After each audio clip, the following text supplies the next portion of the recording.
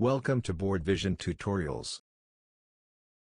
In this video, you will learn how to vote for preferred meeting dates on an iPad.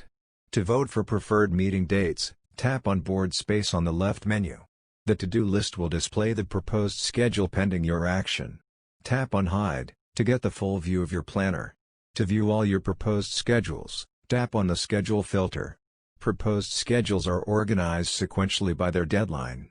Tap on the proposed schedule that requires your response. Under the proposed schedule, select your preferred dates, then tap on Update. You can amend your vote any time before the deadline. You can also view all other voters' responses by tapping on the Show Voters button on the top right of your screen.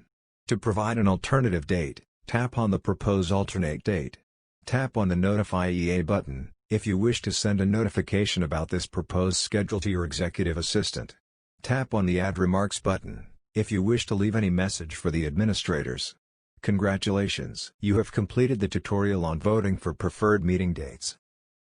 If you face any issues in completing the steps shown in this video, please reach out to our customer experience team at support@board.vision or +65 6909 7100, and we will be happy to help.